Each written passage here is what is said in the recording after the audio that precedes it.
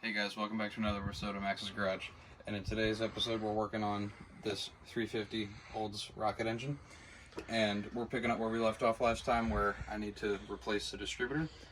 I said it was going to be here today, and it's here today. This is the cheapest HEI billet distributor that you can buy on any website that I found. I got this on Amazon for $60, shipped to my door. So we're gonna see how well it works, I guess. There's a first time for everything. This is, like I said, the cheapest distributor you could buy for one of these engines. So I pulled out a Proform. Those are, from what I've seen on the internet, not too bad at distributors. The only problem with this one that I had is, as you can see here, it requires an ignition box. This is usually a wire that goes up to the cap, and that one requires an ignition box to run. So I had to purchase this distributor, which, as you can see here, the cap, or the pigtail that goes up to the cap. So I marked where the rotor was pointing and roughly where the timing was sitting, so I can at least get it in the ballpark. Got a mark right here on the intake. I'm gonna drop this in. I guess something I can note before I do this. You'll notice that these gears teeth are curved or at an angle. They're called helical gears, I believe. And the camshaft gear is the same, so you kind of have to line it up a little bit before, and then it spins down into place, kind of something like that. So, get it dropped in here, just a hair before. See how it rotates as I move it up and down? And it looks like I got it a tooth too far, so I'll try to move it a tooth back if I can. Make sure it's not bound up on anything. That is close. Maybe I went one too far.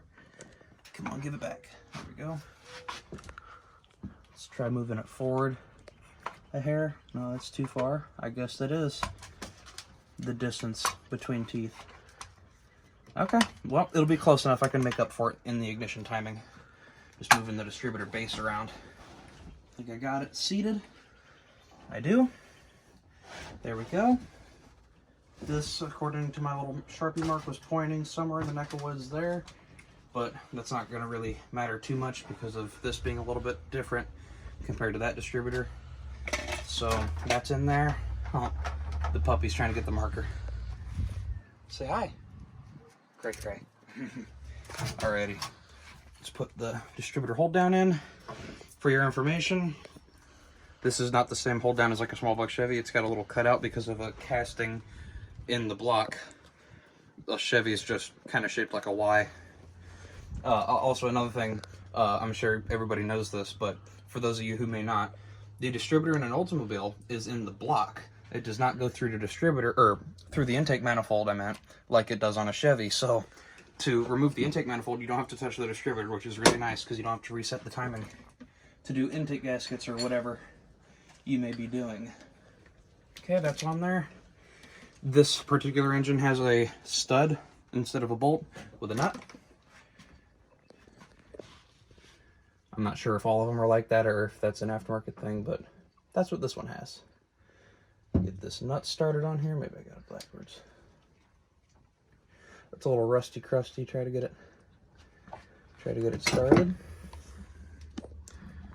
I think that's it. I'm gonna have to do it with a wrench because it's a little rusty. I'm not sure if I included any pictures of where I got this engine from, but it was sitting next to, or more of behind of, my neighbor's shed down the street here. And it had came out of his 86, I believe, Monte Carlo. And you may be wondering, well, why would there be an Oldsmobile and a Monte Carlo? I said the same thing, but you may notice this bracket right here. This is an adapter plate to go from a Oldsmobile bell housing pattern to a Chevy bolt pattern for like a 4L60 or a 700 R4, which was what it was in that car, was a 700 R4. So it's kind of neat to, you know, seeing that swap done. I know back in the day, a lot of guys with the square body Chevys with the 5.7 Oldsmobile diesel engine in those trucks that they put, a lot of guys would take the Oldsmobile engine out, the diesel, and then they would take like a 455 big block Olds gas engine and bolt it in its place because it had the same transmission, bolt pattern, and everything as the diesel. Also, a lot of guys would take the diesel internals, which Oldsmobile is famous for this. You would take the diesel internals and maybe even the cylinder heads, I'm not 100% sure. But you would take the rotating assembly and put it in the 350 rocket motor, and you'd have, you know, an 18.5 to 1 compression gasoline small block with like upwards of 350 horsepower, naturally aspirated, which is flat out impressive for the time, especially using technically all OEM parts. They were just from different engines.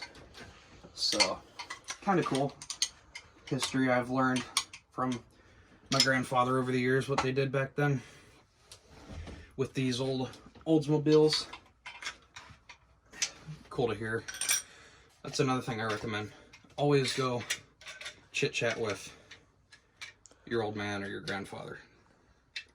I love hearing those stories that they did back, stuff that they did back in the day. But on a side note, this is back on with the new distributor. Oh, I got that backwards. Come on. There we go. Let me put this cap on. There we go.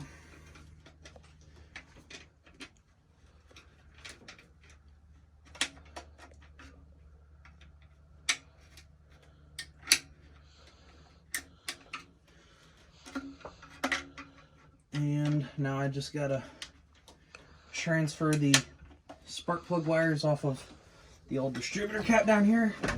My brand new distributor cap that I just bought.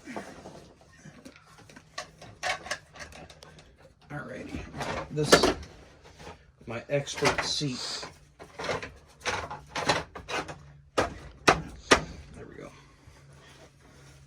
Alrighty, let's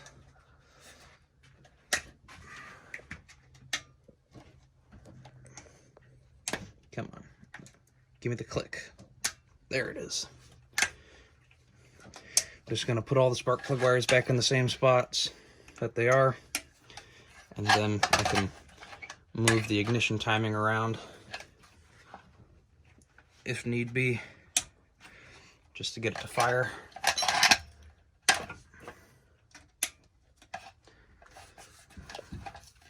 Ouch. Give it.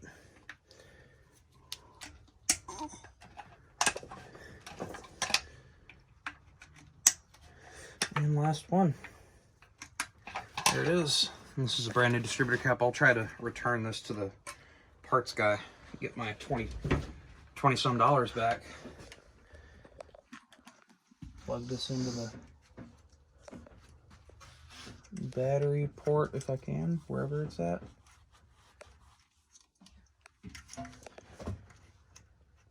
I think that's it. It's just really loose. I don't know. I'll have to look at that.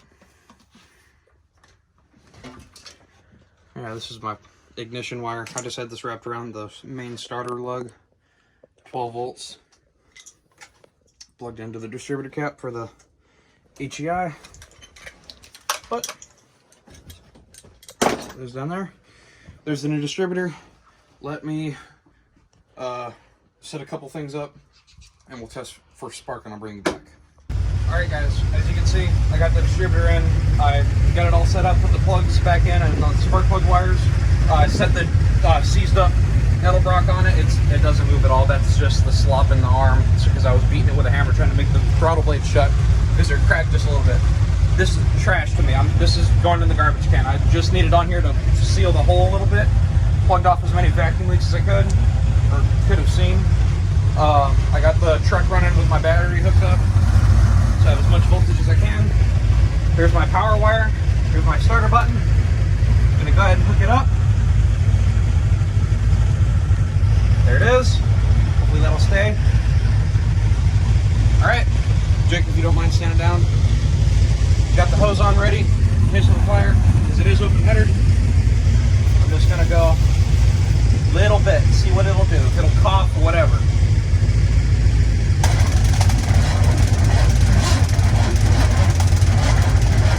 I don't really have enough cranking power.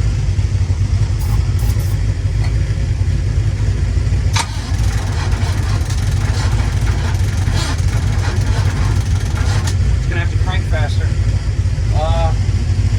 Let me just throw this in line over here, just so I can make sure 100% that we still have. Yep, we still got spark. Let me try setting my idle up higher.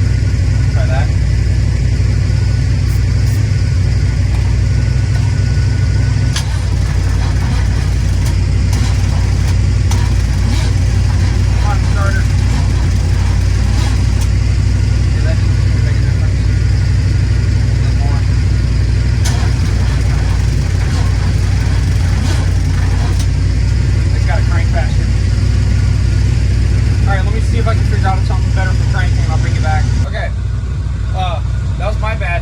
I figured out the right sorcery. Flood the frick out of it. Hang on. It